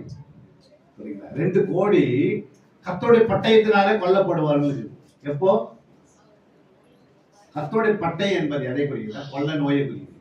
இப்ப வரப்போற பயங்கரமான வியாதிகள் வரும்போது அது கால் பங்கு 2 கோடி பேர் தமிழ்நாட்டில் என்ன பண்றாங்க? அவுட் ஆயிடுவாங்க. இந்தியாவில் 140 கோடி, அது எத்தனை கோடி போயிடும்? 35 கோடி போயிடும். ஃபுல் வேர்ல்டுல 8000 கோடி 800 கோடினா அது 200 கோடி போயிடுவாங்க. ஆண்டு சொல்ற, நான் சொல்ல சரிங்க, கால் பங்கு போயிடும். அப்ப எப்போ? ஜெபிக்காதவங்க போயிடுவாங்க, வசனத்தை வாசிக்காத போயிடுவாங்க, தேவ சமூகத்தில் உட்காராத போயிடுவாங்க, தேவனை தேடாத போயிடுவாங்க. ஏன்னா ஆண்டு சொல்ல, நீ விழுத்திருந்து ஜெபிக்காவிட்டால் பிசாசு உன்னை விழுங்கிடுவான், வியாதி உன்னை பிடிச்சிடும். புரியுங்களா? 7ஆம் அதிகாரம் 9ஆம் வசனம் வெளிப்படுத்தல 7:9. அவர் 5ஆம் முத்திரையை உடைத்தபோது பாருங்க, 5ஆம் முத்திரை 7:9 என்ன சொல்றாரு? அவர் 5ஆம் முத்திரையை உடைத்தபோது தேவ வசனத்தின் நிமித்தம் தாங்கள் கொடுத்த சாட்சி நிமித்தம் கொல்லப்பட்டவர்களுடைய ஆத்துமாக்களை பலிபீடத்தின் மேல் கண்டேன். பாருங்க, கொல்லப்பட்ட ஆத்துமா பலிபீடத்தில் கண்டேன். 7ஆம் அதிகாரத்துல ஆண்டவர் சொல்றாரு, வெள்ளம் விண் வஸ்திரம் தரித்து கொண்டு எல்லாம் என்ன பண்ணுவோம்? பரலோகத்துல ஒரு கூட்ட நிக்க போகுது. அல்லேலூயா. அப்போ 7ஆம் அதிகாரம் வருகை குறித்து பேசுறாரு, 6ஆம் அதிகாரம் எச்சரிக்கை குறித்து பேசுறாரு. நம்ம வருகையில் என்ன பண்ணணும்? நம்ம ஆயத்தம் ஆகணும். இதெல்லாம் மத்திய 24ஆம் அதிகாரத்தில் ஆண்டு சொல்றாரு, இதெல்லாம் நடக்க வேண்டிய காரியம் நடக்கும். அல்லேலூயா. என்னென்ன நடக்கும்? பூமி அதிர்ச்சி நடக்கும், கொள்ளை நோய்கள் வரும், அப்புறம் சுனாமி வரும், அப்புறம் என்ன வரும்? சொல்லுமா? பகை வரும், விரோதம் வரும், எல்லாம் வரும். ஆனா நம்ம தப்பிக்கிறேன்னா நமக்குள்ள என்ன இருக்கணும்? ஜபம். ஜபம் இல்லை அப்படின்னா 2024 இருந்தா நீ பாத்தீங்கன்னா நிறைய சத்துரு தந்திரமா களை போட்டு நிறைய ஜனங்க என்ன பண்ணிடுவான்? விசா தூக்கிடுவான். அல்லேலூயா. விழுத்திருந்து நம்ம ஜெபிக்கணும். எப்படி ஜெபிக்கணும்? விழுத்திருந்து ஜெபிக்கணும். ஆண்டவர் எழுதின வசனம் இனி பேசிட்டாரு, நீங்க அதை கேட்டு அதன்படி நீங்க நடந்தா 2024 ஆசீர்வாதம் மாறிடும். அல்லேலூயா. இல்ல நான் தூங்கினே இருப்பேன், தூக்கத்தை தவிர எனக்கு அந்த வேலையும் கிடையாது. அல்லேலூயா. நான் சாப்பிடுவேன், தூங்குவேன், வேலைக்கு போவேன்னா உன்னுடைய நாட்களை நீ சத்துரு என்ன பண்ணிடுவான்? உள்ள நுழைஞ்சிடுவான். 21:36 சொல்றார் ஆண்டவர். லூக்கா 21ஆம் அதிகாரம் 36ஆம் வசனம். லூக்கா 21:36 வாசிங்க. லூக்கா 21:36 இருக்கா? ஆகையால் இனி சம்பவிக்க போகிற என்ன செய்யணும்? இவைகளுக்கெல்லாம். இவைகள் என்ன? ஆண்டவர் லிஸ்ட் போட்டு காட்டினா பாருங்க, வெளிப்படுத்தின 6:8. இவைகளுக்கெல்லாம் நீங்கள் தப்பி மனுஷகுமாரனுக்கு முன்பாக நிற்க பாத்திரவனா எண்ணப்படுவதற்கு எப்பொழுதும் எப்போது ஜெபம் பண்ணணும். அல்லேலூயா. நீங்க எல்லாம் எப்போது ஜெபம் பண்ணலாம் மாறிட்டீங்கன்னா அதில் தப்பிடுவீங்க. இனி சம்பவிக்க போகிற இதிலிருந்து தப்புவீங்க. இல்லை என்றால் அதுல சிக்கிட்டு அப்புறம் உங்களுக்காக யார் ஜெபம் பண்ணாலும் விடுவீங்க. அல்லேலூயா. காற்றிருக்கும் போதே தூத்திக் கொள்ளணும். புரியுங்களா? காற்றிருக்கும் போது, நல்லா இருக்கும் போதே ஜெபித்துக் கொள்ளணும். அப்படின்னா நல்லா இருக்கும் போது என்ன பண்ணணும்? நம்ம சரீரத்துல நல்லா உடம்பு நல்லா இருக்குது, 1 மணி நேரம் முழங்கால் போட்டு சபையில என்ன பண்ணணும்? உபவாசம் போட்டு ஜெபிக்கணும். இதெல்லாம் நல்லா இருக்கும்போது செய்யுது. அப்புறம் கஷ்டம் ஹாஸ்பிட்டல் படுத்த பிறகு ஒன்றும் பண்ண முடியாது. அந்த வசனம் வாசிங்க, சொல்ல பாருங்க. 38:18. ஏசாயா 38:18 சொல்ல பாருங்க. ஏசாயா 38:18 சொல்லுது. சீக்கிரம் வாசிங்க. 38:18.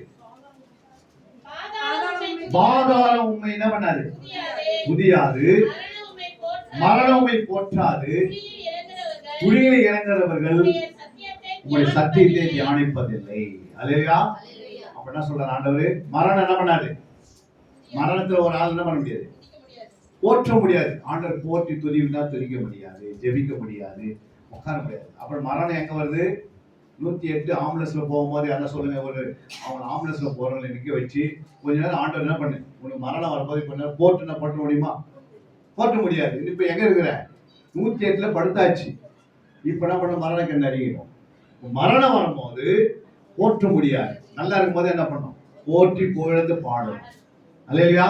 2 hour 3 hour நல்லா துதித்து பாடுனீங்கன்னா பிசாசு ஏரியா விட்டு ஓடிப்படும். எல்லா மக்களும் ஆண்டவர் ஆதரிப்பார். அல்லேலூயா.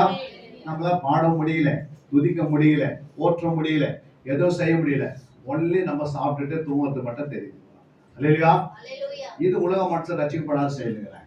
ரட்சிக்கப்பட்டவங்க நிலைமை இப்படி இருந்தா எப்படி இருக்கும்? போற்றி பிடிக்க முடியாது. அந்த நேரத்துல ரொம்ப கஷ்டம். அப்புறம் என்ன சொல்றாரு? பாதாளம் துதியாது. துதியாது. அப்படின்னா நீ பாதாளத்துக்கு போகும்போது அன்னைக்கு அங்க போய் துதிக்க முடியும். பாதாளத்துல விழும்போது துதிக்க முடியுமா? அந்த அவன் போன பாருங்க ஐஸ்வர்யா, பாதாளத்துக்கு போகும்போது அங்க என்ன பண்ண முடியல, ஒரு சொட்டு தண்ணி கேட்டிருந்தாரு. சரிங்களா? அப்ப சொன்னார் ஆண்டவர், அவங்க மோசேவும் எளியவன் இருக்கிறாங்க, அவன் பார்த்துப்பாங்க அப்படின்ட்டார். அல்லேலூயா. ரொம்ப கஷ்டப்பட்டாங்க. அண்ணன் தம்பி எல்லாம் விட்டு வந்துட்டேனே, அக்கா தங்கச்சாரை விட்டு வந்துட்டேனே, இவங்க ரொம்ப கஷ்டப்படுறாங்க. அப்ப பாதாளத்துல போய் வேதனையில் இருக்கிறோம். அங்க வந்து என்ன பண்ண முடியாது, துதிக்க முடியாது. அப்புறம் குழியில இறங்குறவர்கள் என்ன பண்ண முடியாது, சத்தியத்தை தியானிக்க அப்படின்னு பெட்டியில வச்சு உள்ள வச்சுட்டு இருக்கு. பைபிள் கொண்டாந்து அவர் கொண்டாந்து தியானம் பண்ணுவாரு அப்படின்னு சொல்ல முடியுமா? முடியாது. அந்த குழியில வச்சாச்சு. அந்த ஆண்டு சொல்ல தீர்க்க தரிசனம் எழுதிட்டார் வசனங்களை. இந்த வசனம் எல்லாம் நமக்கு எழுதி கொடுத்துட்டு பிறகு நம்ம ஏதோ எழுதி இருக்கிறாரு.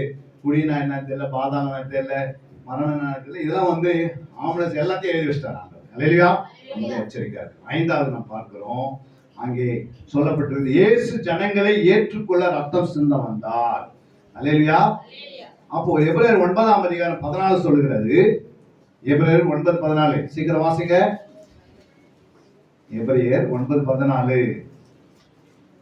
யாராவது ஒன்று வாசி. ஆவியினாலே தம்மைத்தாமே பழுதற்ற பலியாக தேவனுக்கு ஒப்புக் கொடுத்த கிறிஸ்துவினுடைய ரத்தம் ஜீவனுள்ள தேவனுக்கு ஊழியம் செய்வதற்கு உங்கள் மனச்சாட்சியை செத்த கிரியைகளற சுத்திகரிப்பது எவ்வளவு நிச்சயம். அப்ப நித்திய ஆவியினாலே தம்மைத்தாமே பழுதற்ற பலியாக தேவனுக்கு ஒப்பு கொடுத்த கிறிஸ்துடைய ரத்தம் ஜீவனுள்ள தேவனுக்கு என்ன செய்யணும், ஊழியம் செய்ய. ஊழியம் செய்வதற்காக ரத்தம் சிந்தி இருக்கிறார். அல்லேலூயா.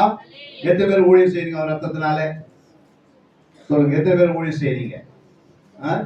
கொலோசியர் 1:20 வாசித்து பாருங்க. கொலோசியர் 1:20. 1:20 என்ன சொல்லுதுன்னா, அவர் சிலுவையில் சிந்தின ரத்தத்தினாலே நமக்கு என்ன உண்டாக்கினார், சமாதானத்தை உண்டாக்கி பூலோகத்தில் உள்ளவைகளும் பரலோகத்தில் உள்ளவைகளும் யாவையும் அவர் மூலமாய் தமக்கு ஒப்புரவாக்கிக் கொள்ளவும் அவருக்கு பிரியமாயிற்று. அல்லேலூயா. அப்ப இயேசு ரத்தம் எதுக்கு? சமாதானம். இன்னைக்கு வீட்டுல என்ன இல்ல, வீட்டுல சமாதானம் இல்ல. புரியுங்களா? 3 பேர் தான் இருக்கிறாங்க வீட்டுல, 3 பேரும் 3 இடத்துல உட்காந்துக்கிறாங்க. அல்லேலூயா. அப்படியே உட்கார சொல்றாங்க. இந்த வீட்டுக்கு இன்று என்ன உண்டாகணும், ரட்சிப்பு, சமாதானம் வந்ததா இல்லையா? சகை வீட்டுக்கு இயேசு வீட்டுக்குள்ள வந்துட்டார். நம்ம வீட்டுல இயேசு இருக்கிறாரா? இயேசு இருந்தாலும் சமாதானம் இருக்கும். இயேசு இல்லைன்னா என்ன இருக்கும்? பிரிவினை இருக்கும், சனகாச்சாரம் இருக்கும், கட்டு கதைகள் இருக்கும், சினிமா இருக்கும், எல்லாம் இருக்கும். புரியுங்களா? உலக பிரகாரமா நம்ம வாழறதுக்காக நம்ம ஆண்டவர் ரட்சிக்கல. ரட்சிப்பு என்பது வெளியேற பெற்றது. அந்த ரட்சிப்பை காத்துக்கொள்வதும் வெளியேற பெற்றது. அல்லேலூயா. நம்ம பரலோகத்தை எப்படியாவது என்ன செய்யணும்? ஆலயத்துக்கு எதுக்கு வந்தோம்?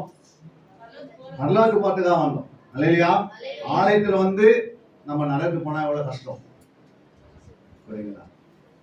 அப்ப ஆலயத்துக்கு எதுக்கு வந்திருக்கோம்னா பரலோகத்துக்கு போவதற்காக தன்னை ஆயத்தப்படுத்திக் கொள்ளணும். இந்த இடம் எதுக்கு? பரலோகத்துக்கு போறதுக்கு ஆயத்தப்படுத்திக் கொள்ளணும். புரியுதுங்களா? அது ஆயத்தம் பண்ண சும்மா முடியுமா? ஒரு கல்யாண வீட்டில் நடக்குதுன்னா ஆயத்தம் எப்படி நடக்குது? நாளைக்கு கல்யாணம் இன்னைக்கு போய் நோட்டீஸ் எல்லாம் கொடுக்க முடியுமா? அது 1 மாசத்துக்கு 2 மாசத்துக்கு முன்னாடி என்ன பண்றாங்க? போய் நைட்டம் போகலாம், நைட்டம் போக சாப்பிடாம தூங்காம, அப்புறம் பெட்ரோல் இல்லாம கூட என்ன பண்றாங்க, நடந்துக்கிட்டு போய் எல்லாரும் கொடுத்துட்டு வராங்க. வராங்க இல்லையா? எதுக்கு வராங்க? அந்த கல்யாணத்துக்கு எல்லாம் வரணும். அல்லேலூயா. அதுக்கு ஆயத்தப்படுத்துறாங்க. ஆனா ஆண்டவர் என்ன சொல்றாரு? நீ வருகைக்கு முன்ன ஆயத்தப்படுத்திக்கோ. ஆண்டோட வருகை வரப்போகிறார். அதுக்கு ஆயத்தமா இருக்கிறியா? ஆண்டோட வருகை தாமதமானால் மரணம் வரும். புரியுங்களா? அதுக்குள்ளே நம்ம ஆயத்தமாயிடணும். நம்மை நாம் சுத்திகரித்துக் கொள்ளணும், நம்மை நாம் பரிசுத்தமா காத்துக் கொள்ளணும். பரிசுத்தமா இருக்கிறவர்கள் இன்னும் பரிசுத்தத்தை நோக்கி ஓடணும். புரியுங்களா? அப்ப பரிசுத்தனா என்ன? கீழ்ப்படிந்து பரிசுத்தம். என்னது? ஆண்டவர் கீழ்ப்படிந்தால் பரிசுத்தம். அல்லேலூயா. அவர் இயேசு கிறிஸ்துவுடைய கீழ்ப்படிந்தனாலே எல்லா ஜனம் கீழ்ப்படிதலுக்குள்ள கொண்டு வரார். ஆதாம் கீழ்ப்படியாதனால அவன் என்ன பண்ணிட்டான்? எல்லாரும் அடிமைப்படுத்தினான். அடிமைத்தனத்தில் இருக்கிற ஜனங்களை எல்லாரும் இயேசுக்குள்ள கொண்டு வரதுக்கு இயேசு என்ன பண்ணிட்டாரு? பிதாவுக்கு கீழ்ப்படிந்தாரு. நம்ம இயேசுக்கு கீழ்ப்படுகிறோமா? அல்லேலூயா. இயேசுக்கு எப்படி கீழ்ப்படியணும்? சொன்ன வார்த்தைக்கு கீழ்ப்படியணும். அல்லேலூயா. இந்த சபை மேய்ப்பருக்கு கீழ்ப்படுகிறீங்களா? எது சொன்னாலும் எதிர்த்து பேசுறீங்களா? எதிர்த்து பேசினால் ஆக்கினி திருப்புள்ள மேல வந்துடும். அல்லேலூயா. மேய்ப்பருக்கு எல்லாவற்றையும் கீழ்ப்படிந்து சொல்றதை கேட்டு நடக்கணும். புரியுங்களா? நீங்க என்ன செய்யணும்? மந்தைகள் மந்தை என்ன செய்யணும்? 3 இடத்துல தான் போயிடணும். மந்தை எத்தனை இடத்துல இருக்கணும்? 3 இடத்துல தான். எங்கெங்க இருக்கணும்? 1 சபைக்குள்ள இருக்கணும், 2 வீட்டுல இருக்கணும், 3 வேலை செய்யணும். இந்த 3 இடத்துல ஒரு ஆள் இல்லை அப்படின்னா என்ன அர்த்தம்? சொல்லுங்க. 6வதாக நாம் பார்க்கிறோம், இயேசு கட்டப்பட்டவராய் பாடுபட்டு வந்தார். மத்திய 27ஆம் அதிகாரம் 2ஆம் வசனத்தை வாசிக்கும் போது வாசிங்க. அவரை கட்டி கொண்டு போய் தேசாதிபதியாக பொந்திய பிலாத்துவினிடத்தில் ஒப்பு கொடுத்தார்கள். பாருங்க எப்படி கொண்டு போனாங்க அவரை?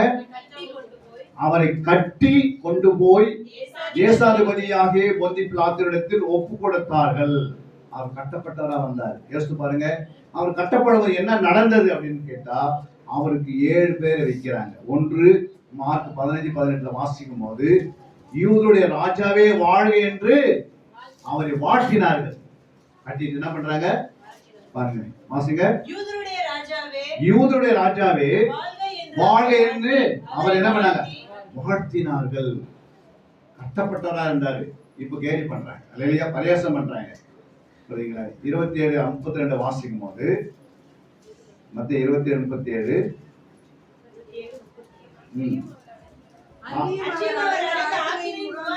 காண்பிக்கும் பொருட்டு இவன் யூதருடைய ராஜாவாகிய இயேசு என்று எழுதி அவர் சிரசுக்கு மேலாக வைத்தார்கள். பாருங்க, அவர் என்னது? சிரசுக்கு மேலாக என்ன பண்ணிட்டாங்க? யூதருடைய ராஜாவின் பேரை வச்சாங்க. யோவான் 19:2 சொல்லுது, சிவப்பான ஒரு அங்கி அவருக்கு தரித்தார்கள். அல்லேலூயா. என்ன பண்ணாங்க? சாரி, லூக்கா 18:32 வாசிங்க. லூக்கா 18:32. எப்படி எனில் அவர் புறஜாதிகளிடத்தில் ஒப்பு கொடுக்கப்பட்டு பரியாசமும் நிந்தையும் அடைந்து துப்பப்படுவார். நிந்தைப்பட்டார், துப்பப்பட்டார்னா அது எதுக்கு? நம்ம துப்ப வேண்டிய இடத்துல அவரை துப்பிட்டார். இல்லையா? புரியுங்களா? நம்மள இப்ப யாரா துப்புறாங்களா? இல்லை, ஏன்னா அவர் மேல துப்பிட்டாங்க. இல்லையா? அவர் எல்லாவற்றையும் ஏற்றுக்கொண்டார். நம்ம அவருடைய சின்ன சின்ன வேலைகளை செய்து அவருடைய நாமத்தை மையப்படுத்தணும். அல்லேலூயா. 7வதாக இயேசு முற்கிடத்தை தரித்தராய் வந்தார். மத்திய 27:29 என்ன சொல்றாரு? மத்திய 27:29 முள்ளுகளால் ஒரு முடியை பின்னி அவர் தலைமையில வைத்து வலது கையில் ஒரு கோலை கொடுத்து அவர் முன்பாக முழங்கால் படியிட்டு யூதருடைய ராஜாவே வாழ்க என்றார். யோசித்து பாருங்க, முள்ள மேல வச்சு அப்படியே விட்டுட்டா பரவாயில்ல, அதை வேற என்ன பண்ண? ஒரு கோழினாலே இவ்வளவு வேதனை அப்படின்னா எதுக்கு? முள்ளு எதுக்கு? சாபத்தை குறிக்கிறது. அல்லேலூயா. இன்னைக்கு நம்முடைய சாபத்துல இயேசு என்ன பண்ணிட்டாரு? அவர் பிறந்தது உண்மை, அவர் மரிச்சது உண்மை. அல்லேலூயா. அந்த பிறந்ததுக்கும் மரித்ததுக்கும் நடுவில் அவர் என்ன செய்தார் என்றால், நம்முடைய வியாதிகளை சுமந்தார், நம்முடைய நோய்களை சுமந்தார், நம்முடைய பாடுகளை சுமந்தார், நம்முடைய உபத்திரங்களை சுமந்தார், நம்முடைய இளவெளிகளை சுமந்தார், நம்முடைய தரித்திரத்தை அவர் சுமந்து கொண்டார். இத்தனை வேலை அவர் செய்தவருக்கு நாம் நன்றி உள்ளவர்களாக ஒரு நாளைக்கு ஒரு மனுஷனுக்காவது போன் பண்ணி இயேசு நல்லவர் சொல்றோமா? எத்தனை பேர் போன் பேசுறீங்க? எத்தனை மணி நேரம் போன்? அவர் தான் நம்ம கையில கொடுத்தாரு இல்ல?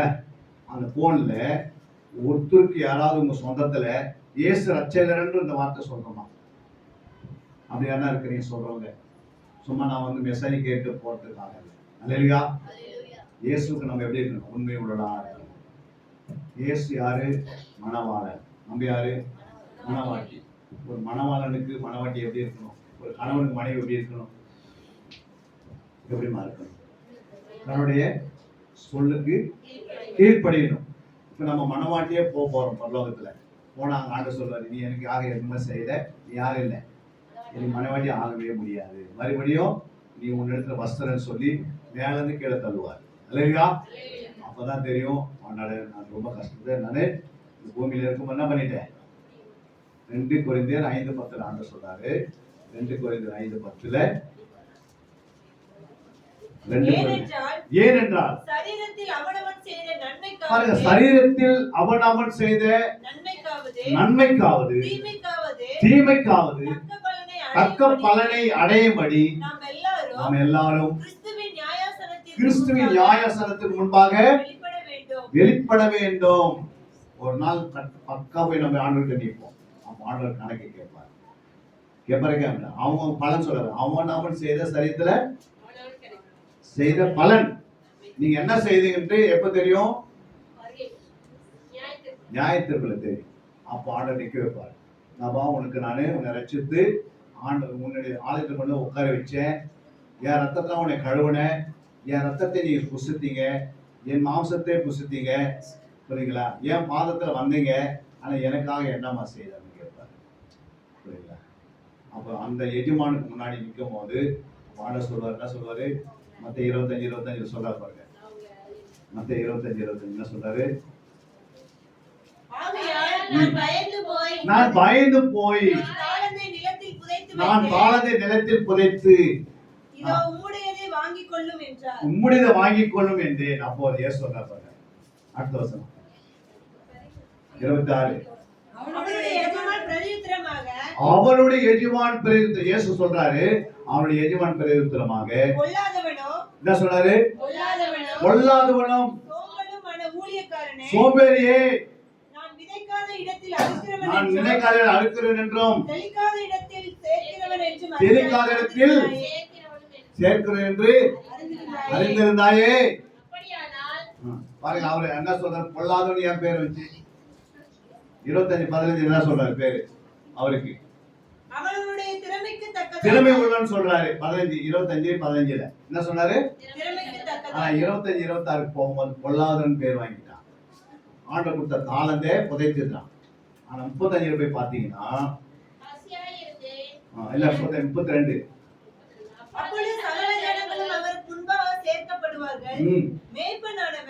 செம்பரியாடுகளையும் வெள்ளாடுகளையும் வெவ்வேறாக பிரிக்கிறது போல அவர்களை அவர் பிரயோஜனமற்ற ஊழியக்காரனே, இவனை கையை கால என்ன பண்ணு கட்டி எங்க இருக்க பண்ணுமா புறமான இருளிலே போடுங்கள், அங்கு அழுகையும் பற்கடிப்பும். எங்க போய் கட்டுறாரு ஆண்டவரே? பரலோகத்துக்கு போகும்போது அங்கிருந்து கட்டி அங்கிருந்து தள்ளுறாரு. யோசிச்சு பாருங்க, யாரெல்லாம் அதை கட்டப்படுறதுக்கு நீங்க இடம் கொடுக்காத இருக்கணும்னா நீங்க என்ன செய்யணும்? உங்க ஆத்மாவை காத்துக் கொள்ளணும், ஆண்டவருக்காக நற்கிரிகளை செய்யணும், ஆண்டவருக்காக என்ன செய்யணும்? இடரில்லாத வாழ்க்கை வாழணும். உங்களை பார்த்து 4 பேர் ரட்சிக்கப்படலைன்னா நீங்க பரலோகத்துக்கு போக முடியாது. அந்த அம்மாவா வாயை திறந்தாவே என்ன வருது? உயிரோட சாகர மாதிரி பேசுறாங்களே அப்படின்னு சொல்லக்கூடாது. நம்ம வாயை திறந்தா துதி வரணும், நம்முடைய வாயை திறந்தா ஆண்டவரை போற்றணும், நம்ம வாயை திறந்தா ஆண்டவரை மகிமைப்படுத்தணும், நம்ம வாயை திறந்தா 4 பேருக்கு புரோஜனமுள்ள வார்த்தை பேசணும். அப்படி பேசுறீங்களா? அப்படி பேசணும். ஒரு கரங்களை உயர்த்து ஒரு அலையை சொல்லுங்க பார்க்கலாம். ரொம்ப சவுண்ட் ரொம்ப கம்மியா இருக்கு. இதுதான் ஆண்டவர் பேசிட்டு போயிடுவார். நான் இங்க வரணும்னு போன வாரம் வர மாதிரி இருந்தேன், ஏன் வரல? ஆண்டு சித்தம் இல்லை. இந்த வாரம் வரைக்கும் ஆண்டு சித்தம் வச்சிருக்கிறார். நீங்க மேய்ப்பின் கீழே அடங்கி ஒரு 8 மணி நேரம் கூட வேணாம், ஒரு நாளைக்கு 24 மணி நேரத்துல ஒரு 2 மணி நேரம் 40 நிமிஷம் தசமாகும் ஆண்டவர் என்ன பண்ணுங்க கொடுக்கணும். ஆண்டவர் என்ன செய்யணும்? ஒரு 2 ஹவர் 40 நிமிஷம் நீ கொடுத்தீங்கன்னா போதும். எத்தனை ஹவர்? அவ்வளவுதான் உங்க வாழ்க்கையில முன்னேற்றம் வந்து. இல்லையா? நிறைய கூட கேட்கலாம். ஆண்டவர் உனக்கு கொடுத்த ஒரு வருஷத்துக்கு ஒரு மாசத்துக்கு 720 ஹவர்ஸ். எத்தனை ஹவர்? 720 மணி நேரத்துல ஒரு 72 மணி நேரம் தசமாகமா வர புதிய வருஷத்துல ஒரு நல்ல திட்டம் போடுங்க, தீர்மானம் எடுங்க. இனிமேல் என் வாழ்க்கையில ஆண்டவர் கொடுக்குற நேரத்தை நான் கொடுத்துருவேன். அப்போ நிச்சயமா ஒரு நாள் பரவாயில்ல போய் நிற்கும் போது உன்னை கை காலை கட்டி இங்க போட மாட்டாரு கீழே. இல்லையா? இல்லை என்றால் போய் அங்கிருந்து என்ன பண்ணுவாங்க, சொன்ன வார்த்தை நிறைவேறும். அப்போ அந்த நேரத்துக்கு யாரும் சப்போர்ட் பண்ண முடியாது. இப்பதான் சப்போர்ட், இப்பதான் உதவி, இப்பதான் ஜெபம், இப்பதான் நீ ஜெபம் பண்ணிக்கணும், இப்பதான் நீ ஜெபத்தில் நிற்கணும், இப்பதான் வேதத்தை வாசிக்கணும், இப்பதான் நற்கரியை செய்யணும், இப்பதான் என்ன பண்ணணும், ஆண்டவருக்காக எல்லாம் செய்யணும். எல்லாம் முழங்கால் படியிட்டு பார்க்கலாம். எல்லாம் முழங்கால் படியிட்டு ஒரு நிமிடம் உங்க கரங்களை தலைமையில வச்சு சொல்லப்பட்ட வசனத்தின்படி, ஆண்டவரே என்னை மன்னிங்கப்பா, என் குறைகள் இருக்கிறது, குறையில்லாத மனசை அணையில்லை.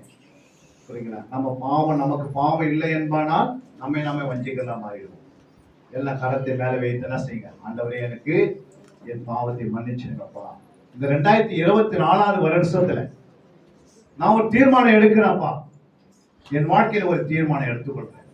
நான் வேதத்தை மறக்க மாட்டேன், ஜெபத்தை ஒரு நாள் விட்டுவிட மாட்டேன், என் ஆலயத்தை நான் விட்டுவிட மாட்டேன், என் சபையை நான் விட்டுவிட மாட்டேன்.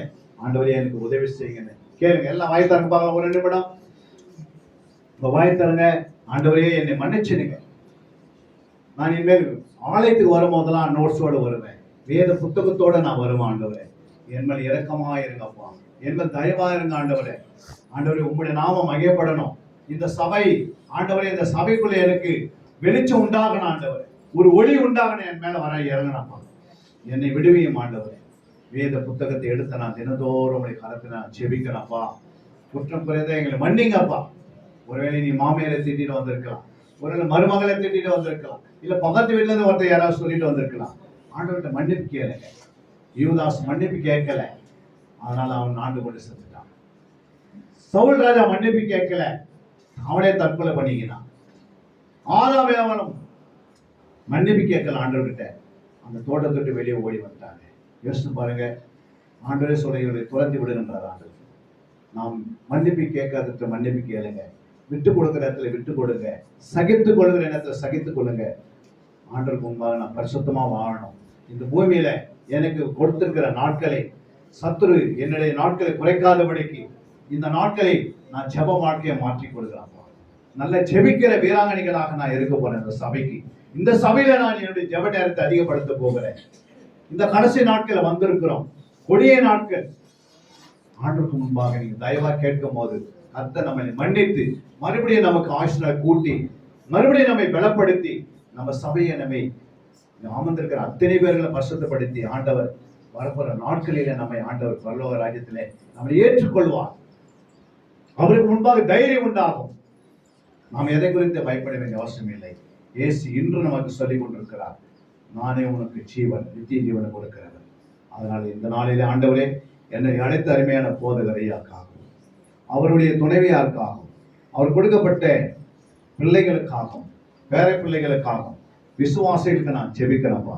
இந்த சபை வருகைக்கு ஆயத்தப்படுத்தும்படியாக, இந்த சபை வளர்ந்து பெருகும்படியாக, இதை காட்டிலும் 10 மடங்கு ஆத்துமாக்கள் பெருகும்படியாக, ஆண்டவர் நல்ல ஒரு ஆலயத்தை கட்டி நிறைவேற்ற, நல்ல ஒரு புதிய இடத்தை வாங்கும்படியாக, எல்லா வடிவாசல் திறக்கும்படியாக நான் வேண்டிக் கொள்கிறோம். ஆண்டவர் அவர் இன்னும் அவர் மனதில் என்னென்ன திட்டங்களை வைத்திருக்கிறீர்கள் அந்த திட்டத்தை நான் நிறைவேற்றுங்கப்பா. ஆண்டவரை நாங்கள் உங்களுடைய பாதத்தில் உங்களுடைய பிள்ளைகள் என்று நாங்கள் பெயர் பெற்றிருக்கிறோம்ப்பா. பரிசுத்தாய் எங்களை முத்திரையிட்டு இருக்கிறார்கள். உங்களுக்கு பயப்பட பயத்தை எங்களுக்கு பெருக வேண்டும். இந்த நாளில் ஆண்டவரே சபைக்கு வந்த ஒவ்வொரு சிறு குழந்தையிலிருந்து பெரியவர் வரைக்கும் ஒவ்வொரு பேர் பெறாக நீர் ஆசீர்வதிங்க. உங்களுடைய நாமத்தை மகிமைப்படுத்துங்கப்பா. ஆண்டவரே குற்றம் கூறி எல்லாம் மன்னித்து பூரண இந்த சபையில விடுதலை உண்டாகட்டும். எந்த வியாதிகள் இருந்தாலும் நோய்கள் இருந்தாலும் அது இயேசுவின் நாமத்தில் இந்த எல்லை விட்டு வெளியே போகபடியா கட்டளை இருக்கிறார். இந்த பகுதிக்கிற மக்கள் எல்லாம் இயேசுவை ரட்சகராய் ஏற்றுக்கொள்ள எல்லா வழிவாசலும் திறக்கபடியா நான் வேண்டிக் கொள்கிறோம். பெரிய காரியத்தை செய்ய இந்த நாள் அடியேனையும் அடியோடு வந்த எங்களோடு வந்த ஜேசுவாவும் உங்களுடைய கருவி குழந்தை கைசோம்.